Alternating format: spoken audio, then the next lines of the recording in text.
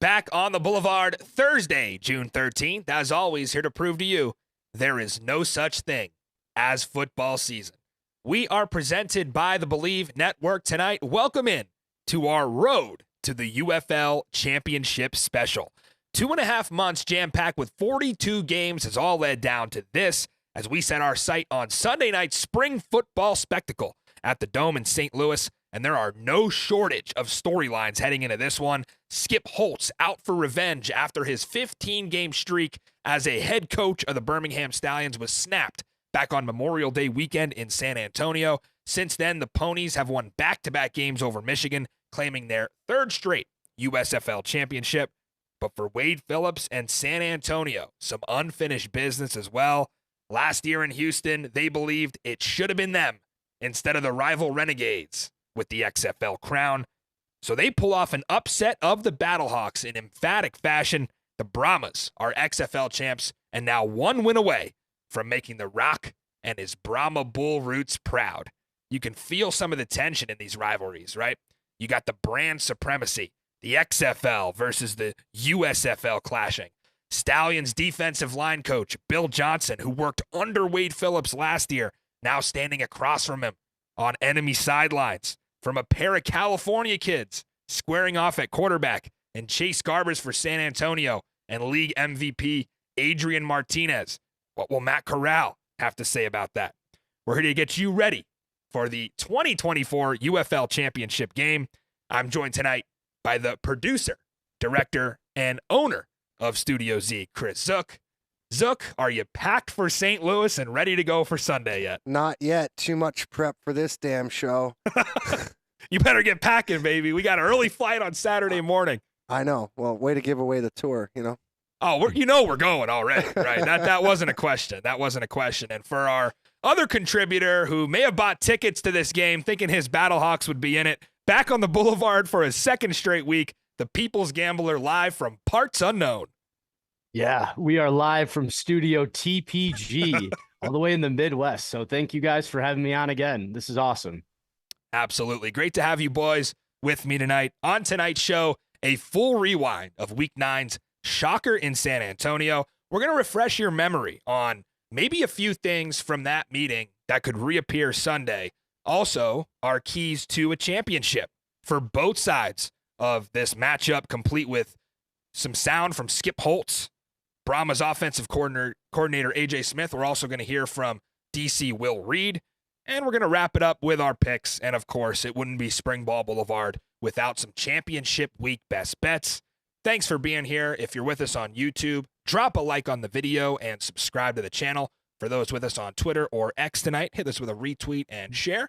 Really appreciate you. And on Facebook and podcast audience as well, show us some love. So leading us off tonight, I want to sit back and relax for a little bit because we've got to rewind to Week 9. Let's dissect a matchup that really shook the UFL world. It was the 8.5-point underdog San Antonio Brahmas knocking off the unbeaten Stallions on Memorial Day weekend.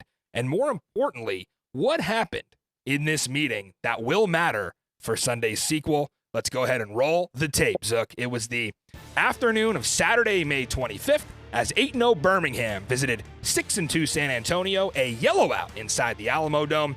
Just the second game back for Brahmas tailback Anthony McFarland after missing 5 weeks with a shoulder injury, and his quarterback Quentin Dormady making his 5th straight start.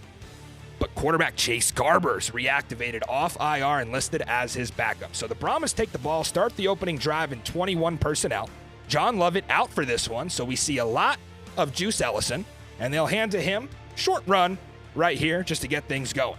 On the next play, Brahma's going to get McFarland in space. He makes the linebacker miss and move the chains. That would begin a huge day for him. Now a pistol look on first down with 4 receivers. Anthony McFarland going to explode up the middle for another first down and move the ball into plus territory.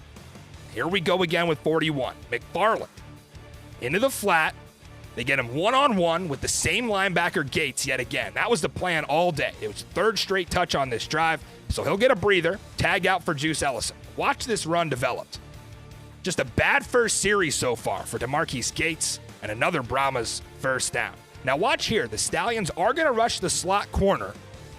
Quentin Dormady going to step up, try to get away, but Daniel Isom gets home. This blitz worked out for the defense. So next play, the Brahmas end up 5 wide with McFarland near side. Stallion's going to rush again. Watch DeMarcus Gates, number 47 here. Redeems himself with a blindside hit. Ball is loose, recovered by the defense.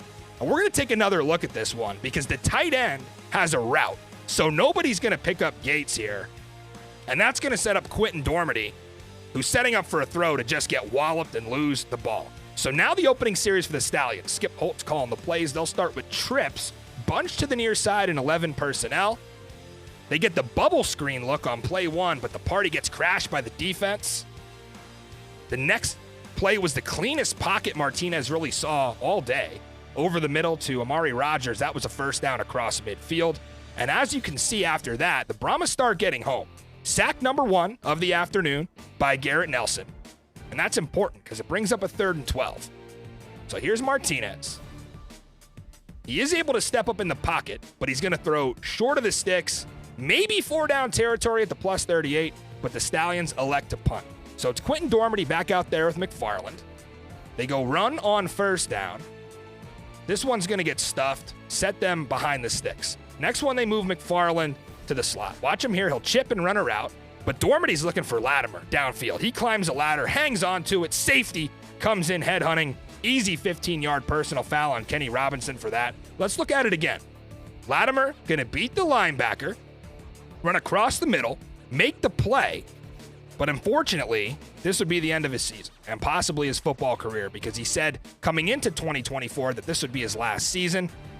Unfortunately, Latimer would be carted off midway first quarter to a standing ovation, and A.J. Smith would change the name of the next play call from Dr. Pepper to Cody Latimer. It's a motion for Kirkland, so of course the defense is thinking it's a reverse.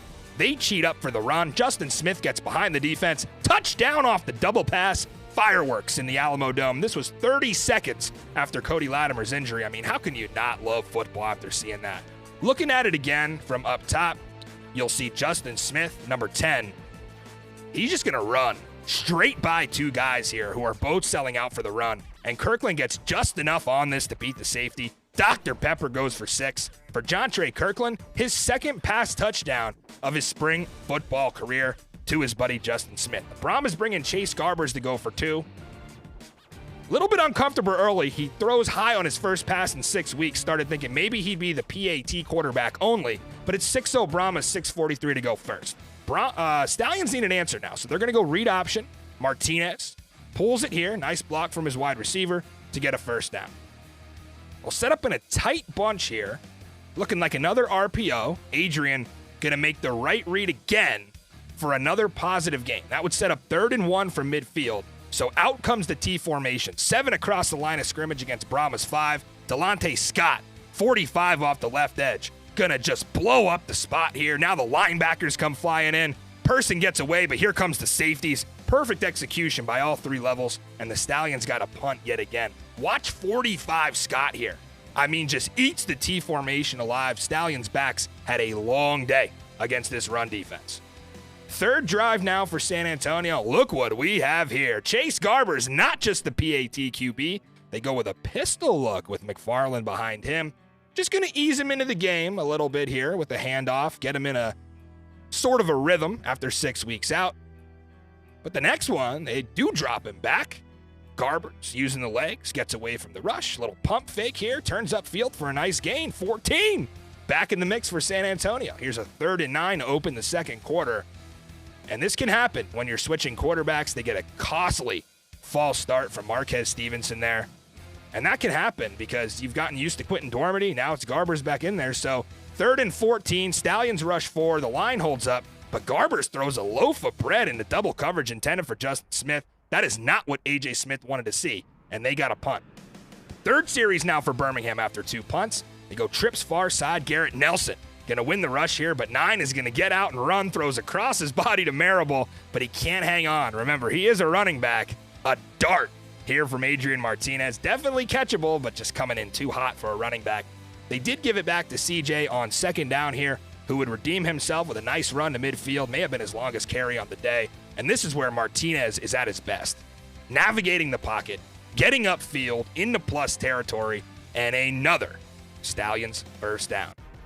Next play, Brahmas 4-man rush gonna win.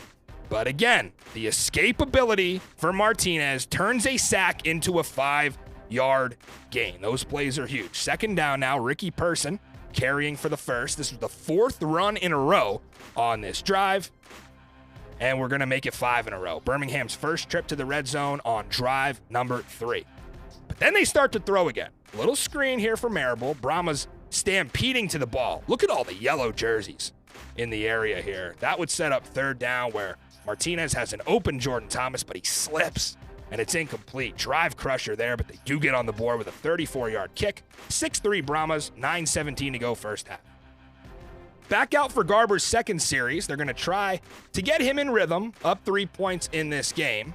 It's an RPO look on a slant to Jontre Kirkland. He sheds off a tackler, going to outrun 2 more, ripping off a huge gain into the red zone.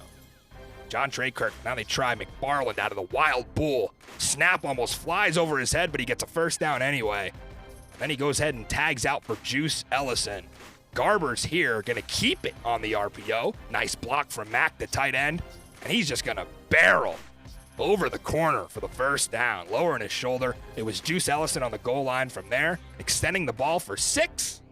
And we've got a 9-point game. That drive had to do a ton for Chase Garber's confidence. Morgan Ellison will take another look here at the Hops. His first touchdown since he scored against the Brahmas as a Sea Dragon. They do a 1-point conversion to try to go up 2 scores.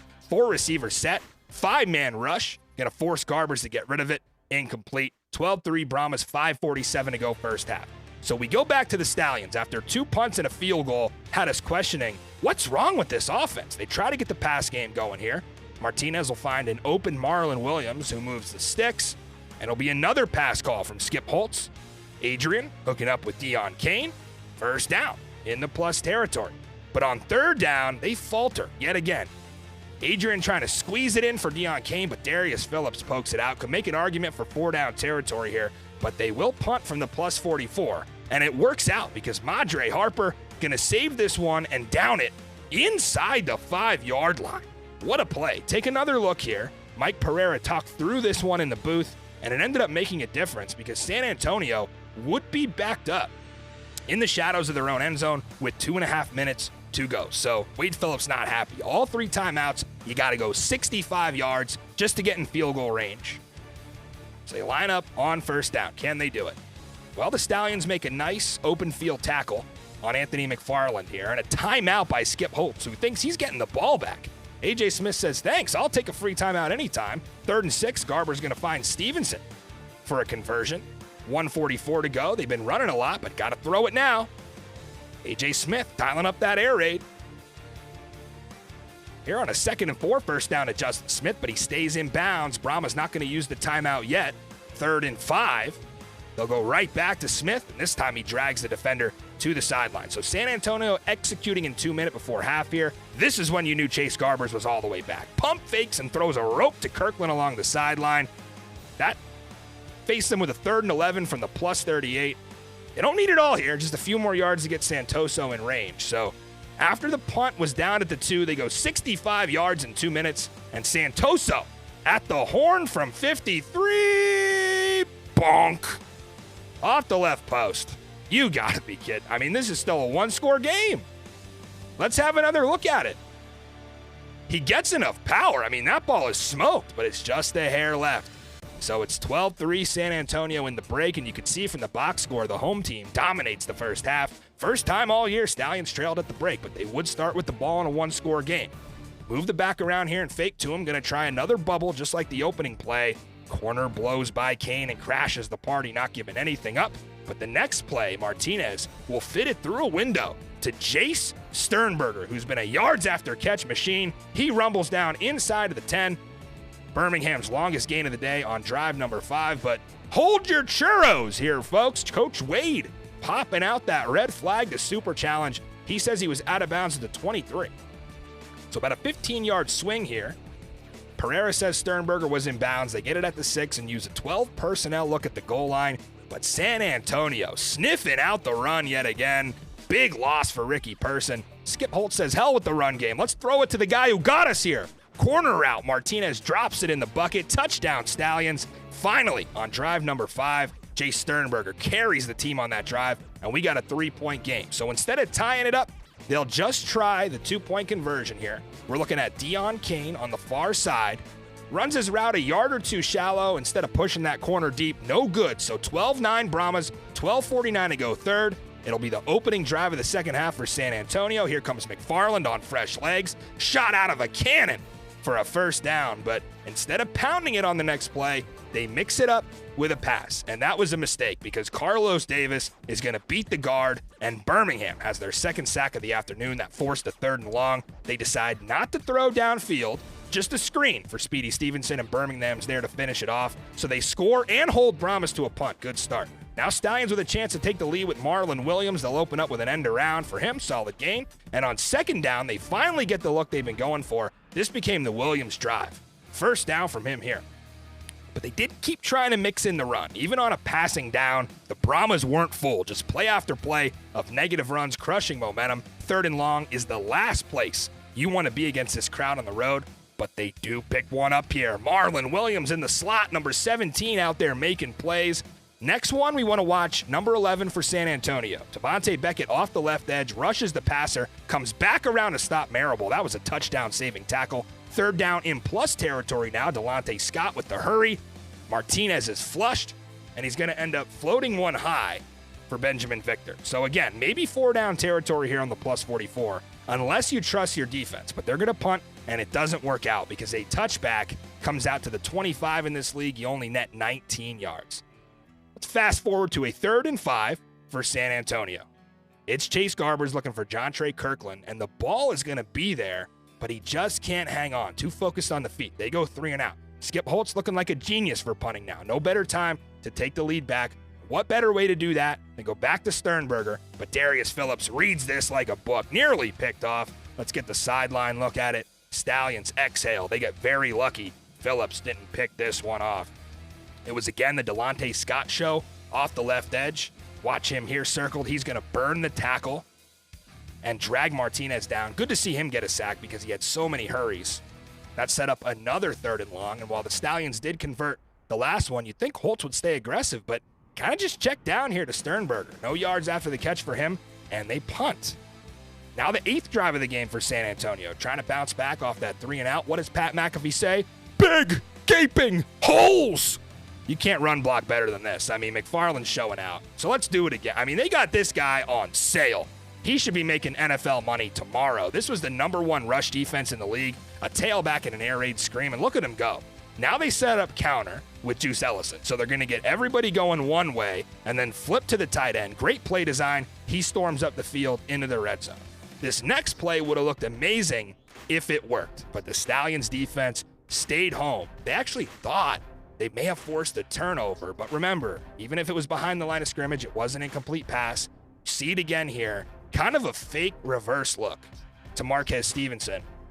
Tillman going to read that immediately and take wind out of the San Antonio sails because it wasn't just an incompletion, actually an illegal formation as well. So 2nd and 16, Garbers leading McFarland on the wheel. This looks like a touchdown at first until you realize Jontre Kirkland lit up the linebacker on his route. I mean, this may have been the most obvious OPI call of the day. Watch Kirkland here. He's going to sort of sit on his route, which is fine, but he gets way too aggressive there, throwing his hips. They get him for the pick, and you see how that frees McFarland up with green grass in front of him. So back-to-back penalties for the Brahmas, a promising drive gone wrong, and it gets even worse when they break the huddle. Watch Chase Garbers and Juice Ellison, 14 and 27 here. Juice Ellison appears to accidentally step on Garber's Achilles. Kind of just sniped him by accident. I mean, we all know the pain from that back in the grade school days, getting a flat tire in the hallway. But Chase Garbers gonna fight through the pain. You see the significant limp there as they zoom in on his cleats. He was still limping after the game. So 3rd and 26 for the Brahmas. Play for the field goal here. Nope. He goes Brett Favre into double coverage. Incomplete to Landon Akers. But a flag comes in. So what's it gonna be? DPI, late hit? Well, we know one thing. It's going to be on 24 in red. That's Kenny Robinson. So we initially thought this was about the hit, but you see Akers talking to Robinson kind of like it was something after the play. Let's take another look at it. So it's not a hit to the head or neck like the one on Latimer was, but he's laying on the receiver on the ground, taking that extra jab. And stuff like that is why Kenny Robinson isn't in the NFL. Second personal foul, and Holtz can't believe it. He says 3rd and 25. I mean, now it's 1st and goal. You see Robinson here, just too much after the play. They throw the flag. It's 1st and goal. They hand to McFarland. Such a big game for him, but no touchdowns yet. And this is not what you want to see if you're a Brahmas fan. He grabs that same right shoulder. They kept him out for 5 weeks. You see that arm kind of hanging limp to the sideline. His day was done. So the last running back left on the roster, Juice Ellison, bounces it outside, and he's going to double dip for his second score. What a nightmare for Birmingham. I mean, 3rd and 26, and because Kenny Robinson had to taunt there, you go down 9 in the 4th. Birmingham has not been in this situation. Let's take another look at the touchdown here. Linebacker meets Juice in the gap, but he's one cut and gone. Coach Wade loving that. And check this out on the next clip.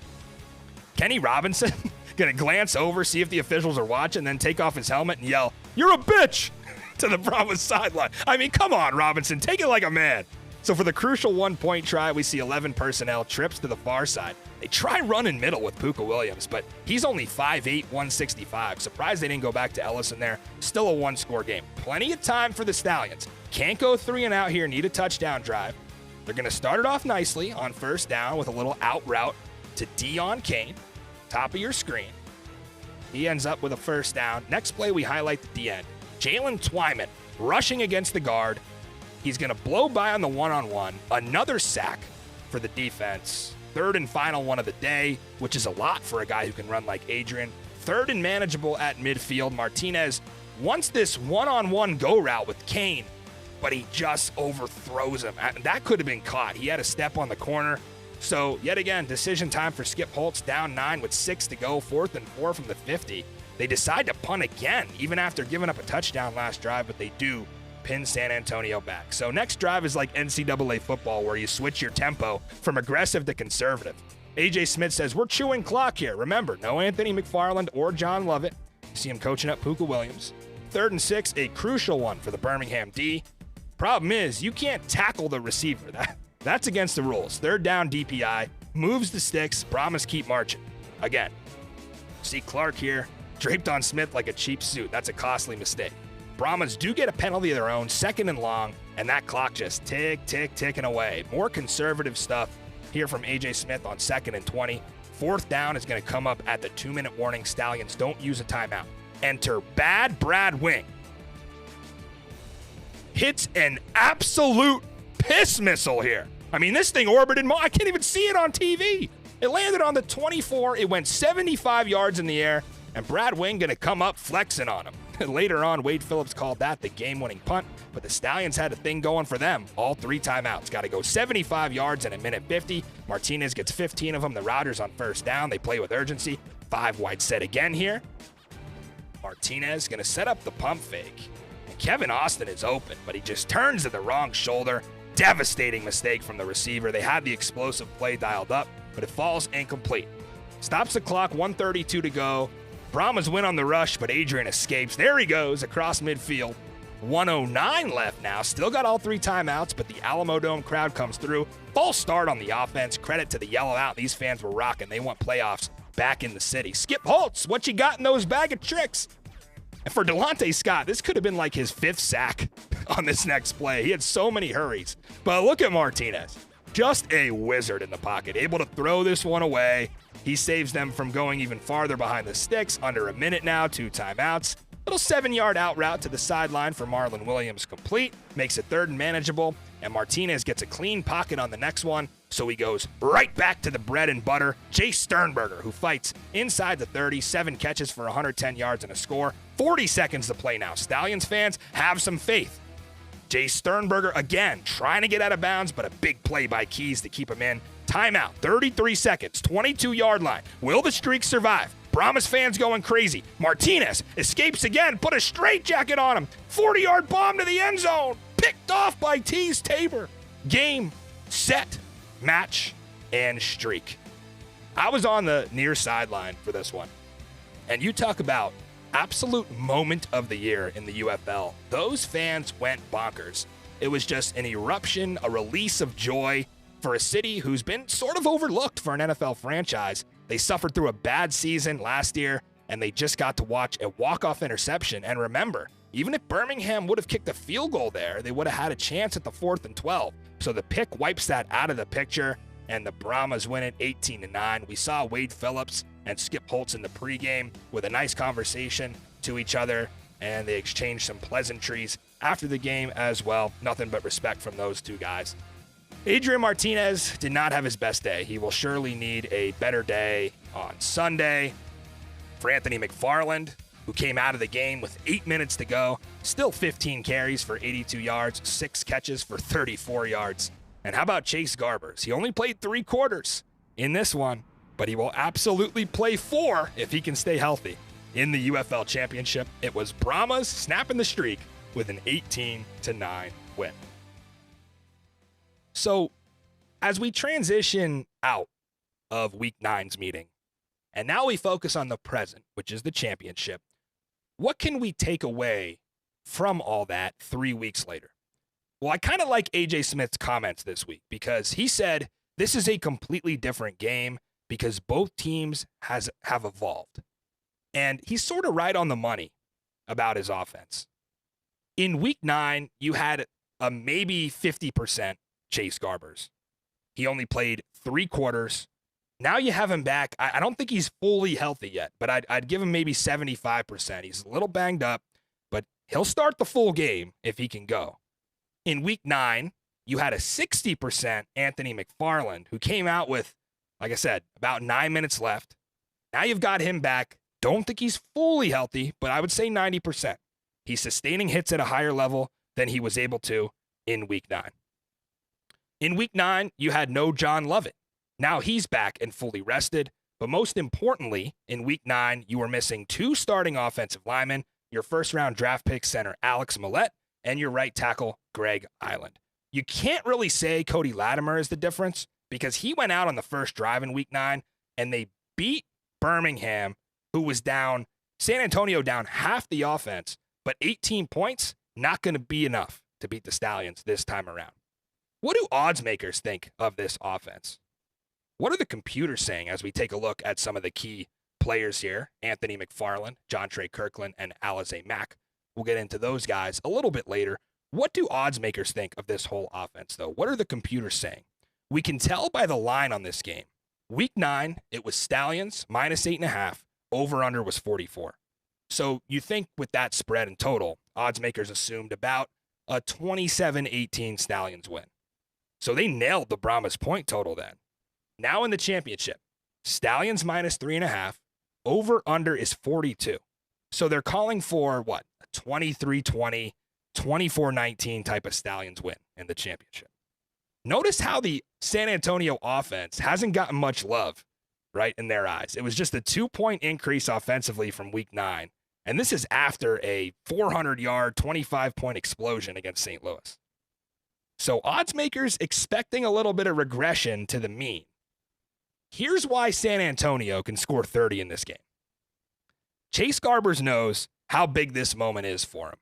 When he came into the year, his offensive coordinator compared him to P.J. Walker, the same P.J. Walker who just signed a 1-year deal with the Seahawks that'll put him over $6 million in earnings since his time in XFL 2020. That's according to our friend Pat Ruffino. Great looks on that stat. My point is, a spring football championship game for a 25-year-old undrafted quarterback and the potential to win MVP and have it presented by the GOAT, Tom Brady, who will be in attendance, this could do wonders for Chase Garbers. It could be a gold mine for his career. So I think you're going to see the best Garbers you've seen all year.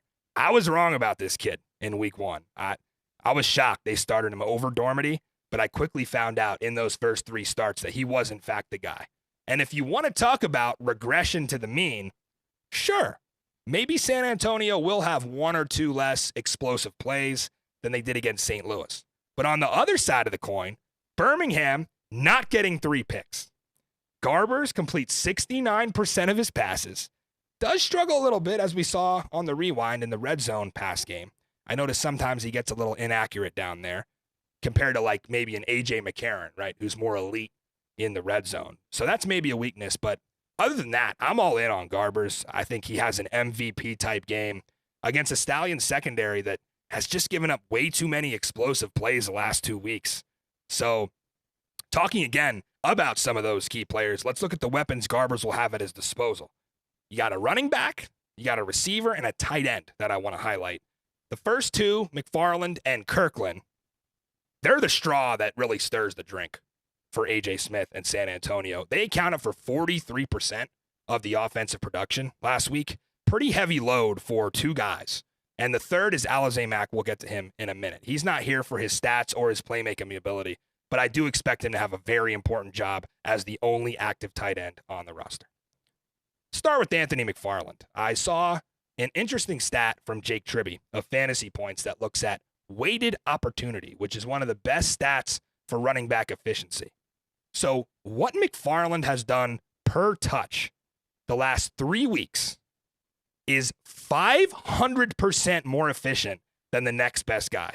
That was Jacob Sailors, who had himself a great season in St. Louis. So pound for pound, Anthony McFarland might be the best player in the UFL. His only weakness, he's made of glass. He's not in the UFL because the Steelers decided to give up on him. That didn't happen. He's in the UFL because he got hurt twice in 4 years and was never able to get going. We saw the same thing this season. Out for 5 weeks, comes back week 8, next game week 9, re-injures the shoulder, has to come back out for 2 more weeks. So if we get a full 60 of Anthony McFarland, it's a wrap. It's a wrap. The Brahmas are scoring 30. He's just that much of a difference maker out there. You saw in the breakdown, can't cover him out of the backfield with a linebacker. His 4.4 speed, probably faster than your corners and safeties, accelerates through the hole, just a great burst. Only way to get to Anthony McFarland is put a shoulder into him and try to hit him hard because he isn't as durable as you would like your bell cow running backs to be at just 5'8" and under 200 pounds. Next up for me is Jontre Kirkland. And I don't actually expect Kirkland to really have that big of a game, but it's the defensive game planning that he's going to attract because he's a triple threat, right? We see him as a receiver. We've seen him as a runner. And yes, we've even seen him as a passer. But the fourth element there is a decoy. That could open up possibilities for the offense. And sure, Kirkland led the league in targets, right? It's not really close. He had 87. I think the next guy was Justin Hall with maybe 77. So really another telling comment when you listen to A.J. Smith talking this week dealt with A.J. saying when he rewatched some championship games, specifically the Super Bowl, he noticed a recurring theme in those games. And it seemed to be the third or fourth wide receiver, the backup tight end, the fullback, or somebody who wasn't integral necessarily in the box score the whole year, having a huge game in the championship. So why is that, right? That's because of guys like Jontre Kirkland. That's where his impact comes in. They don't need 11 catches and 200 yards from Kirkland on Sunday, but they need him to play every snap because it frees up Marquez Stevenson, who might be the fastest player on the field, and Justin Smith, who's coming off back-to-back huge games.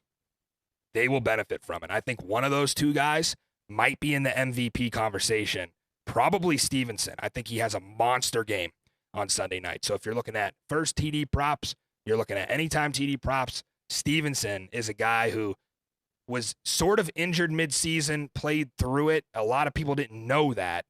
Now he's getting back to form just like everybody on this team. But Chase Garbers has to have time to find those guys, right? San Antonio's O-line trending in the right direction. Week 9, they allowed 3 sacks. Week 10, 2 sacks. Playoff, just 1 sack.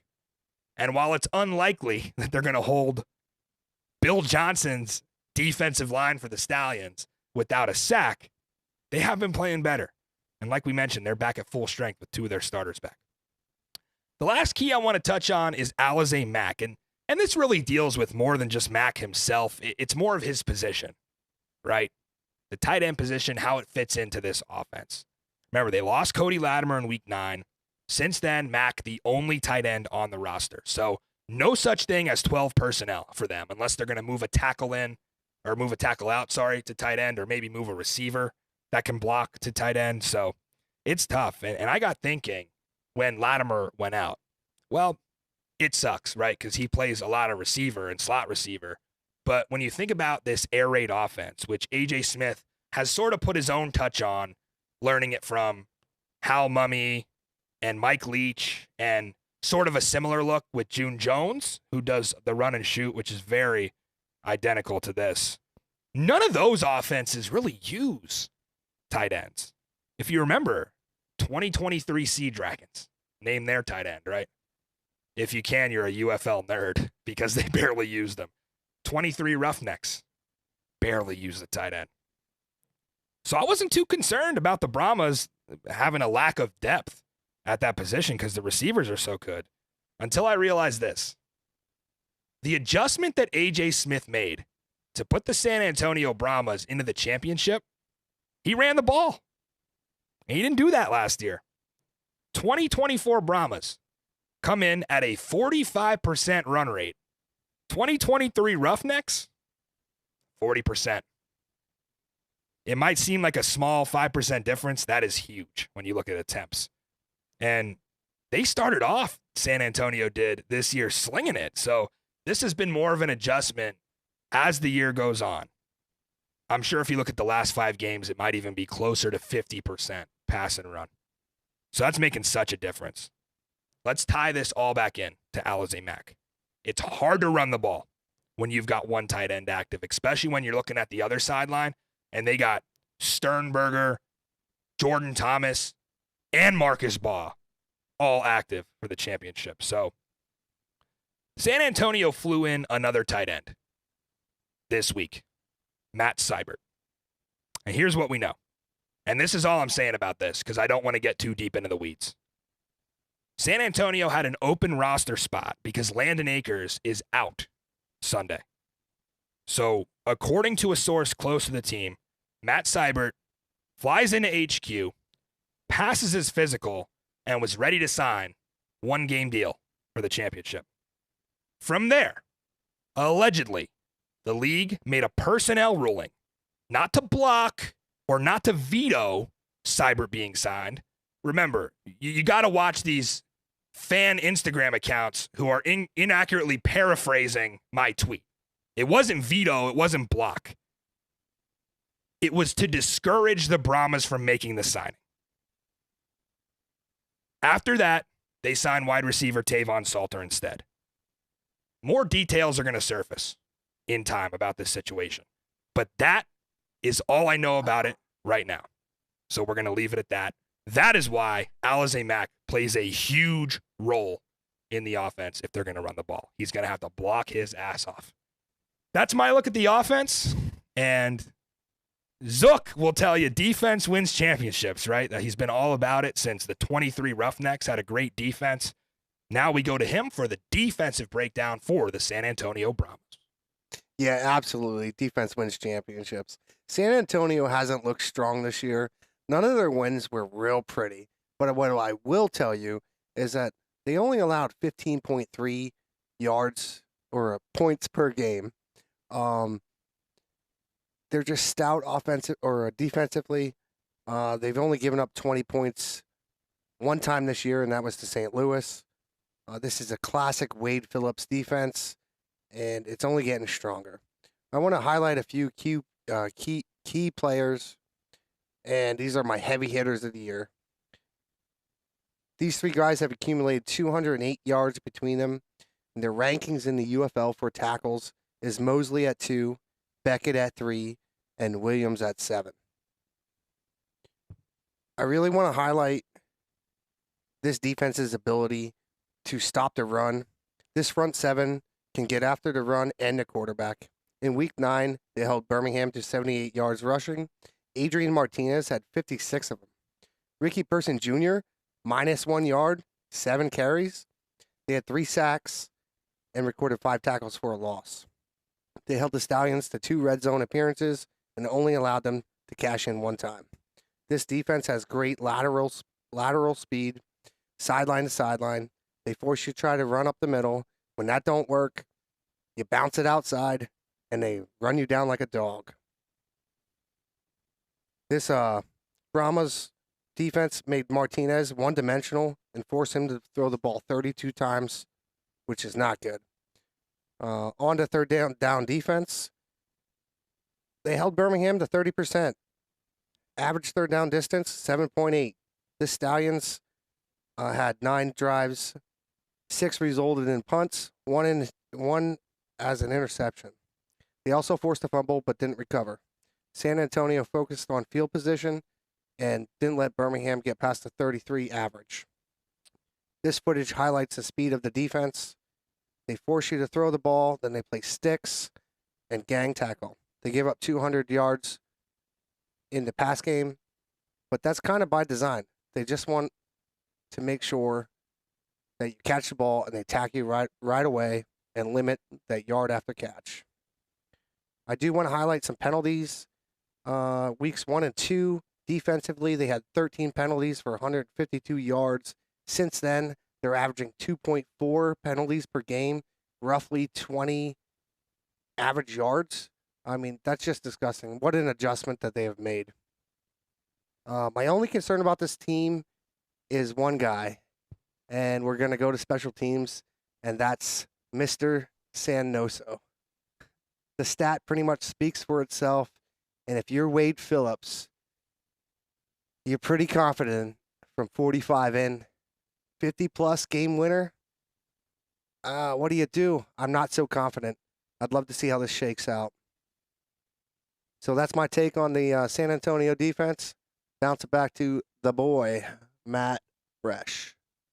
Yeah, and for the San Antonio defense, Zook got the easy part right. That thing sells itself. I mean, you look at a matchup where you have the number 1 scoring offense against the number 1 scoring defense. I think it's a great point that he makes about the scoring. And just since that St. Louis game back in week 3 where they gave up 31, just not giving up 20 to any opponent. Will Reed deserves the coordinator of the year. Remember, this is a guy who took over for Brian Stewart, who left for a college defensive coordinator job, and Wade Phillips had to find a DC, and he had worked with Reed. I think Reed was actually an intern with him or a graduate assistant at one of his 53 stops that he's made in his career. So great job from Reed, and we're going to hear from Will Reed a little bit later in the show. But for now, Zook and I have sold you on the San Antonio Brahmas, right? Which, if a lot of you are joining us, I'm guessing that's your pick. I'm not totally sure where our audience is going for this. So we did have to bring in the People's Gambler to sell us on why the Birmingham Stallions can beat San Antonio and win a 3rd straight spring football championship. Flipping sides to the USFL conference champions, the Birmingham Stallions. They took care of the Panthers a week ago and enter this championship matchup with revenge on their minds.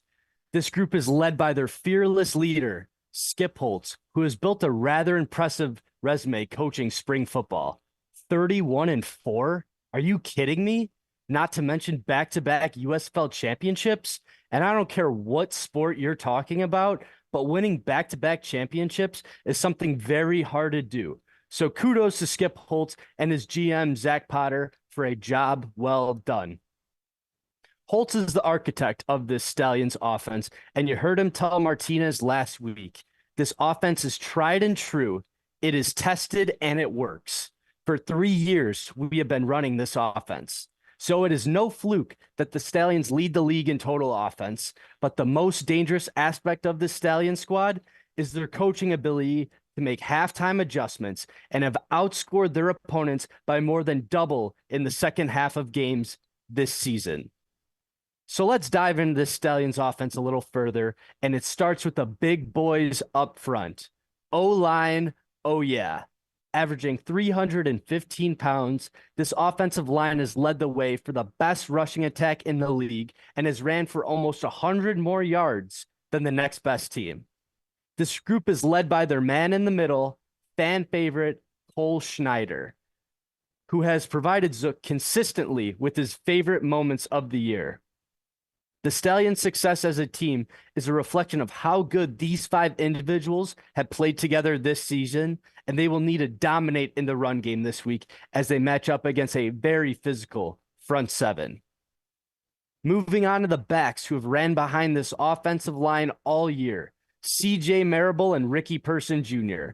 In comparison, they are identical on paper. The only difference being Person is a little better of a receiver out of the backfield, so look for him to get involved in the passing game on Sunday night. But these two are both physical runners, and they are not trying to go around you. Rather, they are trying to go through you. It is noteworthy that Marable was the more efficient back a week ago, carrying the ball 8 times for 77 yards, so I expect him to get the start, but him in Person will likely rotate each series. Speaking of rotating each series, let's talk about what Skip Holtz should do this weekend regarding his quarterback. I know he said in the presser earlier this week that Martinez will get the start, but I highly disagree. It's almost as if the league had a say in this decision-making process that it would be such a bad look for the MVP not to get the start in the championship game. Well, regardless, Martinez will be on a short leash as Carell will be breathing down his neck, who was a better quarterback a week ago. The stats don't lie. And if Holtz doesn't make that decision to bench Martinez and put Corral in, I don't know if the Stallions win that game because Martinez was just that bad. I'm really intrigued to see how this scenario will play out Sunday night, but if the Stallions want to win back-to-back-to-back championships, Corral will need to be under center, dialing up passes to these receivers.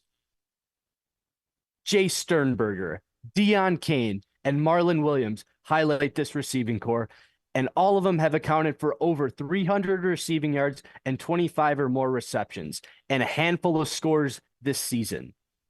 But the one guy I want to dive a little deeper into is the 2023 USFL Championship Game MVP, Deion Kane. Kane leads the team with 62 targets on the season. He also leads the team in receptions and is considered the deep ball threat for this Birmingham team. So I would love nothing more than to see this man burn Tease Tabor on a go ball because bullshit talks. But whoever is under center for Birmingham, expect them to go to Kane early and often. Flipping to the other side of the ball, and it starts up front with the league's best defense against the run, only allowing 77 rushing yards per game. Taco Charlton, Carlos Davis, Jordan Thomas, and Dontre Tillman highlight this group, and they have been playing spectacular as of late, sacking Danny Etling 5 times a week ago. But one of these pass rushers sticks out from the rest, and no, I'm not talking about personal fouls committed. Carlos Davis has been the tone setter on this defensive line.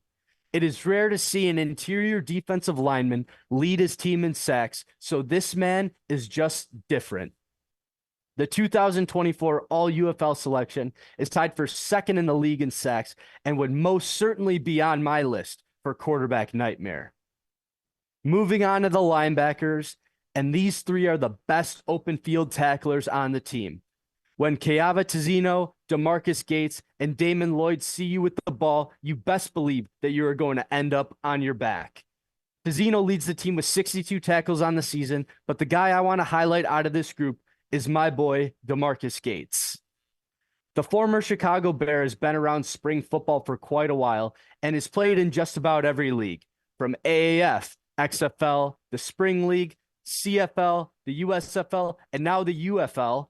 The savvy veteran is the leader of this Stallions defense, and they just aren't the same when he's out of the lineup. This playmaker is known to step up in big-time games, accounting for a team-high 9 tackles in the 2022 USFL Championship game. But he will need help from his secondary to shut down an explosive passing attack. The defensive backfield is highlighted by their all-UFL safety, A.J. Thomas, who is tied for the most interceptions on the year with 3. This group has dealt with its fair share of injuries over the course of the season, but showed up when it mattered, picking off Danny Etling 3 times in the second half. They match up against an explosive passing attack and will have to lock down one of the league's best receivers in Jontre Kirkland if they want to be successful. I'm confident that this group will step up when the defense needs it most and can force a young, gunslinging quarterback into making some costly mistakes. I like Kenny Robinson to force a big turnover this weekend for his team as he returns back to the Dome, where he started his professional football career with the Battlehawks in 2020. As you can see, I'm still a little butthurt from that Battlehawks loss, and I'm going to throw a reference in any chance I get. So we just broke down this entire Birmingham Stallions team, and I think the real challenge this week is going to be, are they able to establish the run game? You got two of the best defenses matching up against each other, so offensive line play is going to be everything. Only 78 rushing yards back in week 9, and that's simply not going to be enough if Birmingham wants to pull this out. And Matt, I know how you feel now because I am absolutely winded. Yeah, well, TPG making some great points, playing devil's advocate to Zook and I. Drop us a chat live if he sold you on the Birmingham Stallions. Some of you may have been already. Zook and I got to lead it off and go first. But TPG all over Birmingham this weekend. And, yeah, I could see some of his points, and we're going to get into a discussion here. But first, I did want to hear from some of the guys TPG talked about. Let's hear from Skip Holtz. And on the San Antonio side, got a chance to catch up with AJ Smith and Will Reed for the Brahmas. No, I mean, every week this entire season, Adrian has been the starter, but both quarterbacks have rolled reps. Adrian has not gotten any more reps than Matt has during the week of practice. We do our team periods in 6 play racks, and each guy gets 3. So when we go through and do this, they get 3 for us, 3 for the other. So we have rolled them all year, but I think it's important to continue. These quarterbacks are here to be developed. And yeah, you want to play in the games, but I also think that there's a lot of development goes on in the daily reps that you get at practice. I can't see right now. I'm not trying to make this a huge quarterback controversy. I made this comment earlier. Right now, we have gotten here with Adrian as our starting quarterback. And right now, Adrian will be the quarterback. I don't know what's going to happen in the 3rd, 4th series. You know what I mean? But right now, Adrian will be our quarterback. But I don't hesitate to play 2, just like I didn't at the beginning of the season. And now that we are in these games that mean everything, I will not hesitate to play 2 with where we are now. And so they've got a great defensive football team. They play. It's not an overly complicated scheme. I think it's not that they do a million things and blitz from everywhere and create an ungodly amount of pressure with what they do. They just play solid fundamental football. They're built on speed. They're athletic. They move their front. They create a lot of pressure with just 4 down. They don't need to blitz because their front is so athletic. I think their defensive ends are some of the most athletic in the league with the way that they come off the edge and the pressure that they create on an offense. Their linebackers are not 240 pounds, 6'4". They are athletic. They are fast. They are quick. And what they do is they keep the ball in front of them. And there's 2 schools of thought. Martinez got him there. He just didn't have a great game. Matt got him out of it. Okay, we're going to go back with Adrian. There's also the school of thought that they're probably, possibly play both. So right now we have to prepare as though we're going to see both, okay, or either or. I don't think there's a difference in what they do in terms of their scheme. The scheme is going to be the scheme. About the only thing that gets pulled out of the playbook when Matt's in there is the quarterback design runs. Even though he has, he can do that stuff.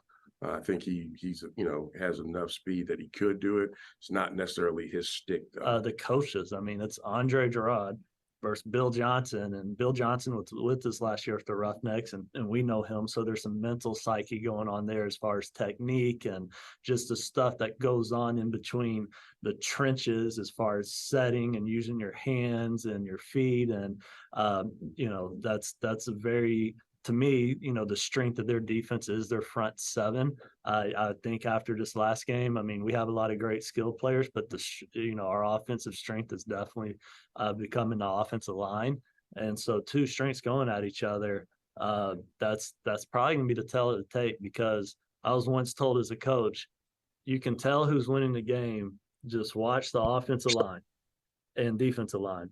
If one's getting penetrated the other way, 9 times out of 10, the one getting penetrated is losing.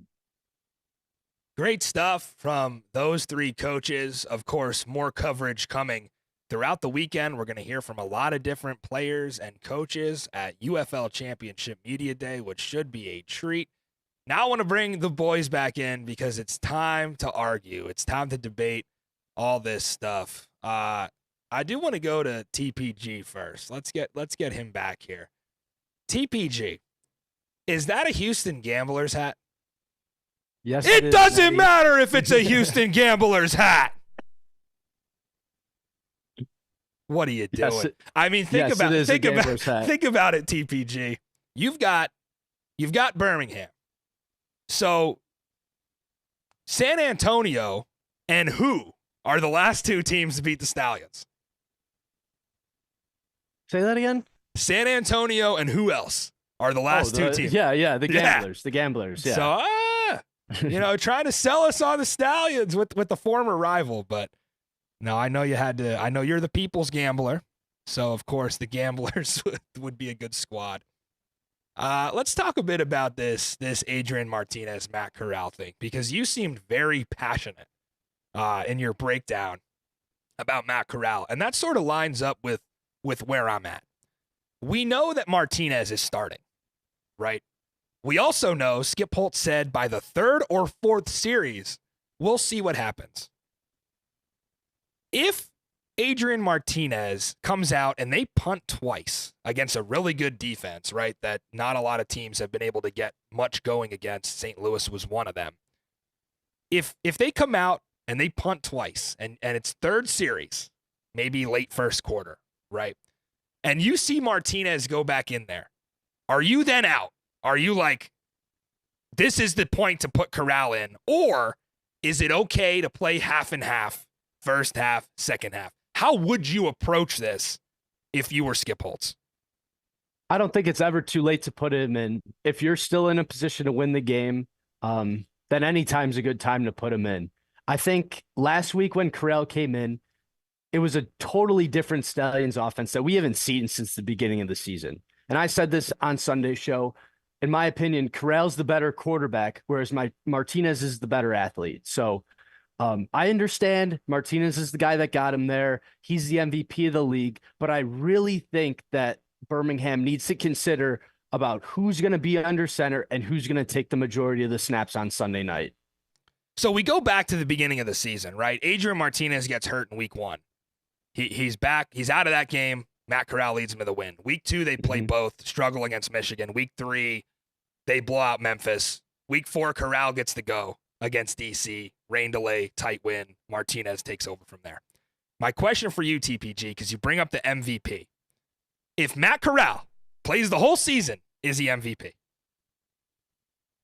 I mean, he's definitely in a good position. You look at, former MVPs in the USFL, and primarily they've been Birmingham Stallions quarterbacks, specifically last year in Alex Mago. So, yes, this team is built with weapons all around. It helps that the defense is as good as they are. And, yeah, I think if Corral gets a full workload this year, I mean, we've seen what he's done in very minimal game time. You give this guy a full workload of a season, I mean, he's thrown for 3 touchdowns. 3-5 touchdowns a game. But yeah, I truly believe that if Corral was to have the nod this season, that he would have balled out. Yeah, I do love the over 80% completion percentage that you highlighted on one of your graphics the last 2 weeks. And talking to Will Reed, even he says, like, people think that Matt Corral's this pocket passer. He is not. Matt Corral can get downfield. In fact, in his last game in his college career, I think it was the Sugar Bowl, he got hurt lowering his shoulder into a linebacker. So he's a tough guy. This makes me even more confident that I'm picking San Antonio based on the fact that we talked to AJ McCarron earlier in the year, and even he said it. Playing 2 quarterbacks, not necessarily a winning formula. I know Skip Holtz is sold on the idea, and maybe it can work. But if it's for the purpose of throwing off the Brahmas defensive game plan, I don't think you're going to do that because the players are more similar than you would think. And when you really get into film, right, you talk about the tried and true offense. They're both running the same offense. They're both going to be expected to make the same throws, make the same reads on the RPOs. So it doesn't really change anything for me. And that's where I'm going to poke a hole in your argument, TPG, because seems to me like if you knew today Adrian Martinez was going wire to wire, are you going to pick the Stallions? I mean, I like them from solely the revenge angle. If Martinez was to get the full workload, yes, I'd be a little bit worried. But in this game, for the purpose that San Antonio knocked him off earlier in the year, the Stallions team is going to get up and they're going to defend their title. They've been in this situation many years before. This is Skip Holtz's third championship game appearance in spring football. So regardless, I love the Stallions in this matchup. I am going to say this before we bring Chris Zook in here to make one of his points. I do think Chase Garbers will have a better day than either quarterback, right? He's a California kid too. And what a show. You know, what an opportunity for Chase Garbers here. I mean, it all comes full circle, right? You get hurt. Now you're back healthy, still a little banged. I would call him probably around 75% with the wrist. You know, will be interesting to see how Birmingham handles that. You know, is it going to be, I mean, this team is highly penalized, and that's the perfect time to bring in Chris Zook to talk about, does Birmingham defensively have the discipline to not get these personal fouls and not do this kind of stuff that have knocked them back and set them up in bad situations? Zook, when you think about Chase Garbers and maybe him being in a similar role as A.J. McCarron last week with an injury, right? Like the wrist is still hurt, and you're the Stallions. How do you kind of approach that, and can you get away with maybe some stuff after the whistle?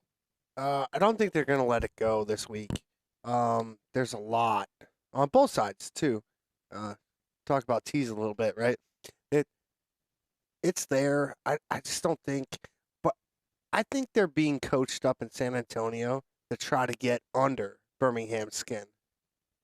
Interesting, right? Yeah, well, you know, that could be said the same thing about St. Louis. And I'm telling you what, these probably two biggest trash-talking teams in the league. I know last year you said DC bumped their gums a lot and talked a lot of trash, and that got them to the championship. But, yeah, Birmingham talks, San Antonio talks.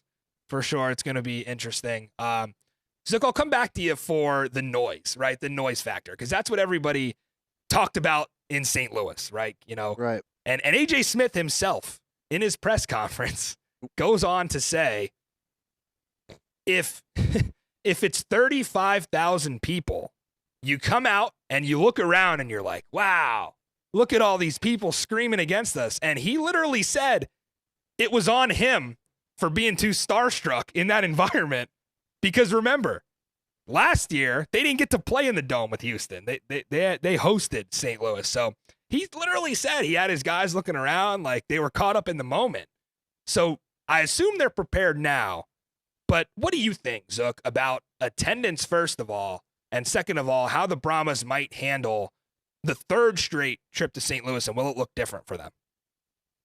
Well, I think the Brahmas are used to it now. Yeah. They played there twice. How about the Stallions? Maybe I'm missing that. Yeah, that's where I'm going. Okay. My concern is about the Stallions. Okay, they had 4 offensive false starts last week at home. So this is a factor. If there's noise in there and they're behind San Antonio, what does that create? I don't know. Well, we saw it on the rewind, right? Right. On the last drive, huge penalty to set them back. That Brahmas crowd was rocking. The most they've played in front of this season was, I guess, they had maybe 13 or 14K at home for St. Louis. But as far as a road crowd, they only played in front of 12K in San Antonio. This team did not play in D.C. This team did not play in St. Louis.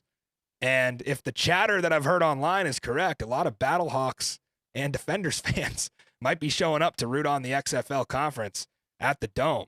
Don't think it'll be too much of a factor. Coaching-wise, I want to get into this because you have a contrast, and I'm going to go to TPG for this. Wade Phillips, 76 years old, still doing it at the highest level, right? Managing the game. You saw him throw the super challenge.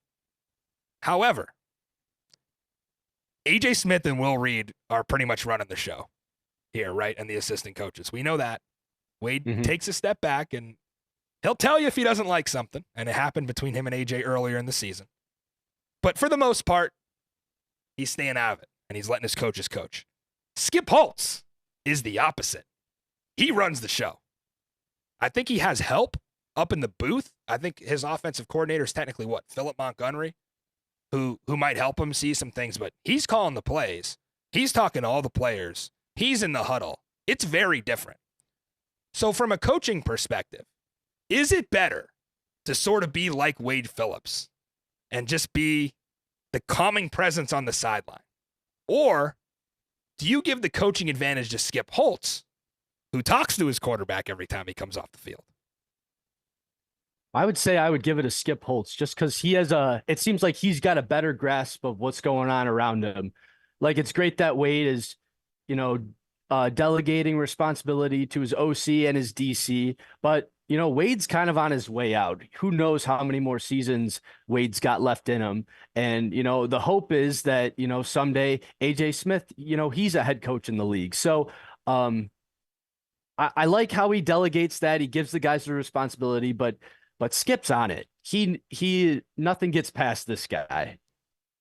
Well, you just set him up to ride off into the sunset with a UFL championship. So I kind of like what I hear from TPG there. Maybe this is the last go around for Coach Wade if he wins a title in front of Tom Brady, right? One more thing I want to touch on. Let's bring all three of us in here because I think we both have some opinions. The run game, right? We all watched the Houston Roughnecks last year, right? And their inability to run the ball. And Max Borgi, to throw it back, was actually a pretty decent running back, but they just didn't use him. And when the team got down the stretch, maybe weeks 5 through playoff, they stunk offensively. They really couldn't do anything at all. And that resulted in them losing the XFL South Championship and missing an opportunity. What is it about AJ Smith that he's putting his pride aside and he's running the ball down your throat? And can they do that again? I'm going to jump on this. So I'm a little offended that you took Skip on TPG. And the reason why is because Wade Phillips has been coaching for 3,500 years. And if you think that Skip Holtz has anything on Wade Phillips, you're just plain wrong and crazy. I don't think we're talking total career. I think we're talking this game. Oh, okay. Well, I'm not sure about that. All I'm saying is that kind of what you touched on before, AJ Smith has to put his pride aside because Wade is the man. He doesn't show it, and he doesn't act like Skip and like really push his weight on the sideline. It couldn't be two different coaches, right? But I bet behind closed doors, he's saying, AJ, chill. I'm the man. Is that why they're running the ball more? I will tell you what to do. Yeah. And if you don't do it, I'll just call the plays myself. And I'm a defensive guy. See, but I would disagree. He's got this big cocky ego, and we saw it last week on the broadcast. You had Brock Heward coming up to him on the sideline saying, "Hey, what's the play call?" And he's saying GTFO. Like, is that really your game plan, or are you just telling the reporter to get out of my face? Dr. Pepper. I mean, I'm hoping, he gets humbled this weekend. Wow. Yeah, AJ Smith is always fun to listen to. He certainly does.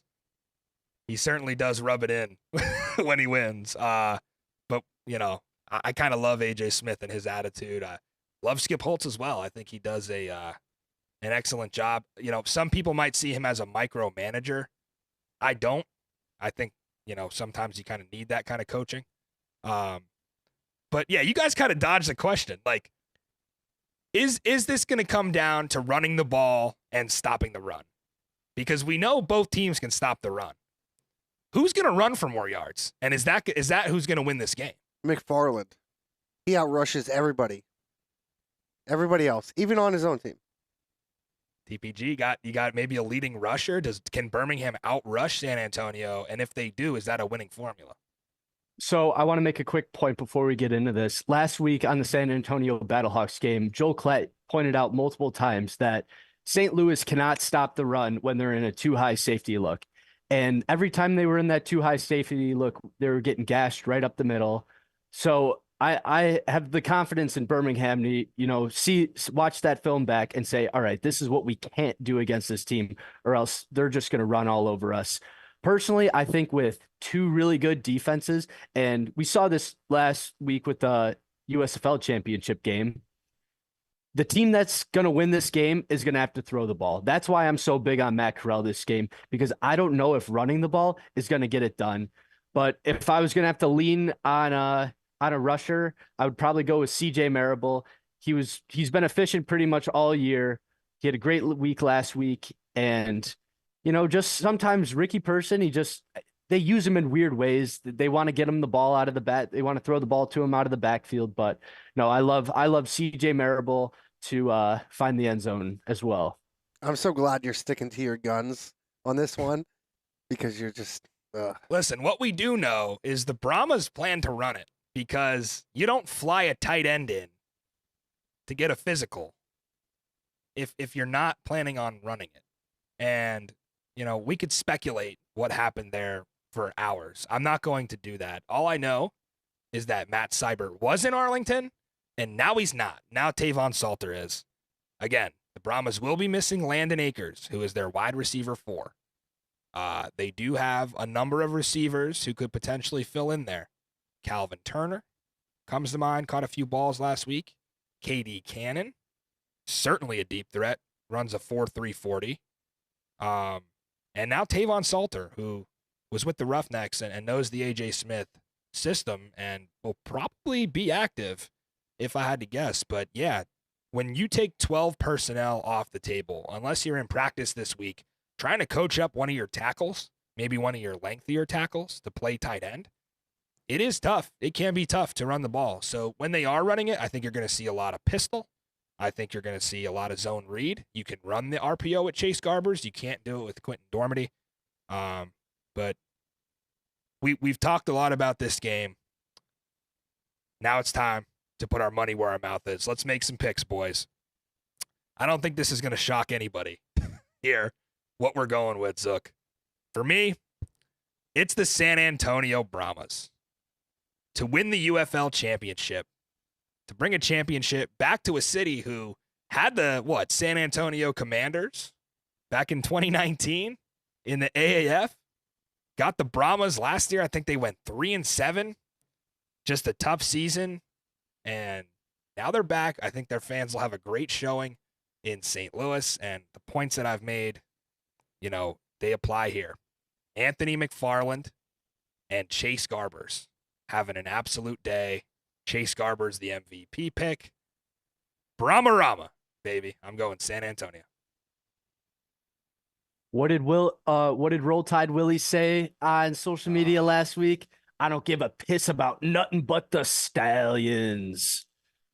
Give me the Stallions, 3rd championship in a row. Hey, we're witnessing history here.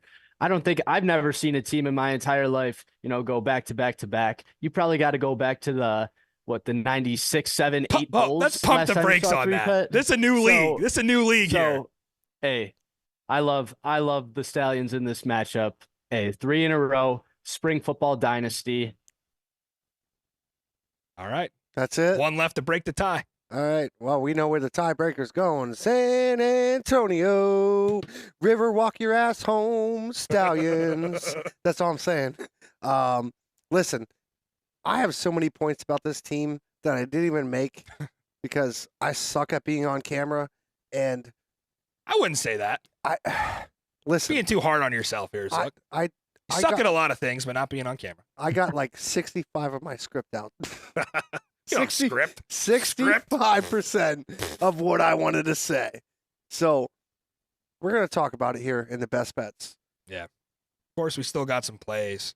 And if we haven't hinted at it already, the Boulevard boys will be in the Dome at America Center for our 2nd straight spring football championship. Of course, last year covering the XFL championship in San Antonio was a treat. So we're heading back.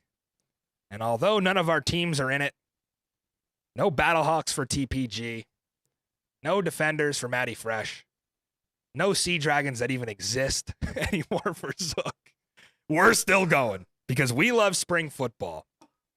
And I'll say this. I'm looking at you, DJ. The Rock. We need to see you there. You gotta be there.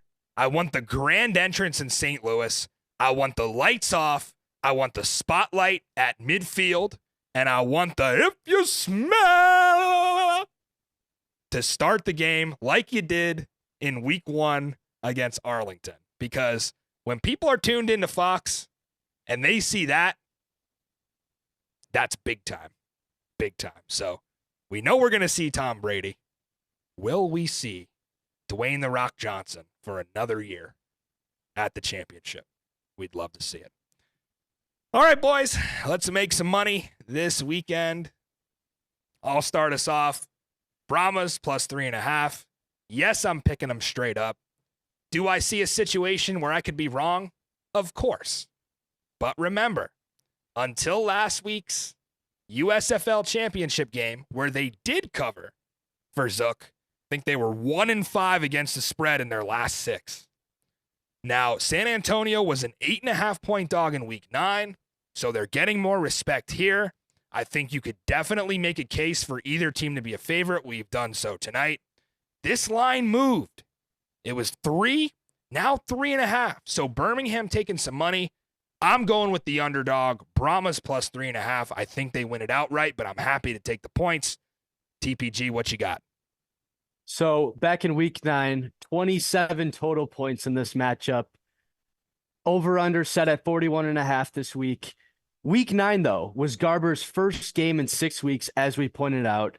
And last week, Carell showed that he could put up points. So you know what? I love the over this week. I'm tailing, baby. Pretty Let's low. go. It's pretty low. So give me the over in this Life's matchup. too short to bet the under, especially in the championship. I like that. I'm going to throw a half unit on it and tail TPG. I think it's way too low. I think one of these teams could get into the 30s. I think, everybody's healthy now, and offense comes out in championship games. We saw it last year. DC, 35-26 loss in the title game combined for over 60 points. So this is way too low for a championship game. I will say the spread kind of scared me a little bit. Today it moved up to 3.5. Yeah. And Stallions with that hook. Just based on DraftKings too, 70% of the public money on the favorite. So some money coming in. I was wrong. I didn't get any CLV because I thought this would go the other way. Zook, you don't care about the spread. Nope. I'm here to say I'm not a bitch. I'll take a money line. I've been talking about them all night. Oh, that's right. What's the price? Talks. What's the price? Plus 150. Plus 150. Listen. Should be higher than that. Like I said, there's so much that I want to say about this team, but the only point that I want to make from here on out is that this team has been disrespected this entire year. 15-1 to open the season. They have not been in the championship discussion at all. And I know they have a chip on their shoulder. They have one defensive player, all UFL. That's bulletin board material. All sure. UFL. Who was it? Beckett, right? Beckett. Wow, so you leave Scott off. You leave Mosley off. You leave so Williams many people off. Phillips off. They're giving up 15 points a game. That's it. How many did Birmingham have? 15.3. 15.3. That's it. They're flying all over. They walk the walk. The inconsistencies come from the offense of San Antonio. And I'm going to say right now, if San Antonio offense could put up 25, this game is a lock. Yeah. That's it. I like it. Money line. Pay me. So those are your best bets. I'm on plus 3.5 for the San Antonio Brahmas. TPG taking the over, 41.5. Hoping for some fireworks. And Zook rounding us out with the San Antonio Brahmas money line. It is interesting when you think about futures. We did say this team was 15-1 in the preseason.